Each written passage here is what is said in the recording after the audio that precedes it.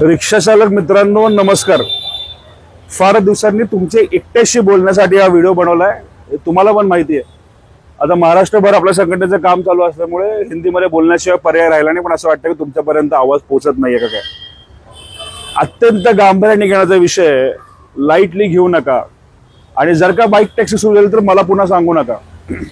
फक्त कॅबवाल्यांचा हा लढा नाही, कॅब बरोबर रिक्षाचा पण लढा आहे। ओला उबेर रॅपिडो फक्त कॅबचे पैसे चोरत नाहीये, तुमचे पण चोरते। हे खरं आहे की कॅबवाल्यांचे 100 रुपये चोरते तर रिक्षावाल्यांचे 20 रुपये चोरते, पण चोरते तर खरं आहे। पण तेवढाच महत्वाचा दुसरा पण मुद्दा आहे की बाईक टॅक्सी सुरू झाली तर कॅबवाल्यांचा एखादं बोट फ्रॅक्चर होईल, रिक्षावाल्याचं अख्खं तगडं फ्रॅक्चर होईल। ह्याचा आपण अनुभव मागच्या वेळेस घेतलाय। कॅबचा कस्टमर हा रिक्षाचा, बाईक टॅक्सीचा कस्टमर हा कॅबचा कस्टमर नाहीये, हा रिक्षाचा कस्टमर आहे। आणि जर का उद्या बाईक टॅक्सी सुरू झाली तर तुमचा 90% कस्टमर तिकडे पळत पळत जाणार आहे। तर रिक्षा चालकांनी लाईटली घेऊ नका, नंतर पुन्हा ही संधी नाही। एकदा जर का बाण सुटला तर मी सुद्धा थांबवू शकणार नाही।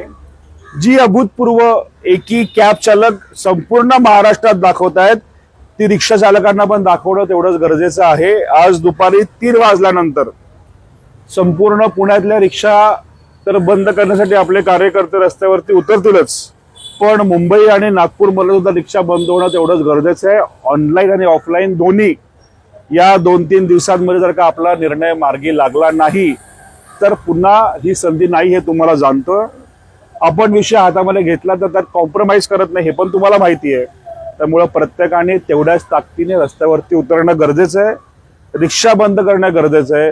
कॅब बंद म्हणून 2 रुपयाचा जास्त धंदा असेल तर तुम्हाला आठवडाभर पण पुरणार नाही, हे तुम्हाला पण माहिती आहे। ही लढाई हरलो तर नुकसान लाखो रुपयांचं होणार आहे, हे तुम्हाला पण माहिती आहे। त्यामुळं काही मूर्ख बालिश बुद्धीसारखे तुम्हाला काही सांगत असतील तर त्यांच्यावर लक्ष देऊ नका। ज्या ताकदीने बाईक टॅक्सी विरोधात पूर्वी आपण लढा केला होता त्याच ताकदीने तो आत्ता करणं अत्यंत गरजेचं आहे। काही मूर्ख लोक कॅब चालकांना पण म्हणतात की बघा रिक्षावाले एवढे कमवतात, रिक्षावाले काही इल्लाही कमवत नाहीयेत, कंपन्या हुशार आहेत, त्यांना माहिती आहे की रिक्षावाल्याच्या तोंडाला पण रक्त लागलं तर नंतर ते आपल्या अंगावर येतील। तर याच शंका नाही की रिक्षावाले कॅब बंद असेल तर 2 पैसे जास्त कमवतील, याच शंका नाही की रिक्षा बंद असल्यावरती कॅबवाले 2 रुपये जास्त कमवतील, पण यात सुद्धा शंका नाही की जर का सगळ्यांनी एकत्रपणे आंदोलन केलं तर या कंपन्यांच्या कानाखाली आपण जोरात आवाज काढू शकतो। त्यामुळे सगळ्यांना विनंती आहे, रिक्षा चालकांना सुद्धा, की मोठ्या संख्येने आजपासून तुम्ही या बंदमध्ये सहभागी व्हायचे। उद्या सकाळी 10 वाजता मी आझाद मैदानाला उपोषणाला बसणार आहे। हा आपला शेवटचा आणि अंतिम मजबूत प्रयत्न असेल। जर का हा फेल झाला तर नंतर हात चोळत बसण्याशिवाय, हातावर हात ठेवण्याशिवाय, रडत बसण्याशिवाय आपल्याकडे पर्याय नाही। मग फायनान्सवाले आल्यावरती रडण्याशिवाय आपल्याकडे पर्याय नाही, गाडीचं पासिंग करायला पैसे नसतील तर रडण्याशिवाय आपल्याकडे पर्याय नाही। त्यामुळं हीच वेळ, ही संधी, एकत्र व्हा आणि हा जो लढा चाललाय हा लढा राज्यव्यापी, देशव्यापी पातळीवरती याचा सगळ्यांनी याच्यामधनं मोटिवेशन घेतलं पाहिजे, इन्स्पिरेशन घेतलं पाहिजे। असं काम करा आणि आपण हा लढा यशस्वी करूया। धन्यवाद। जय हिंद, जय महाराष्ट्र।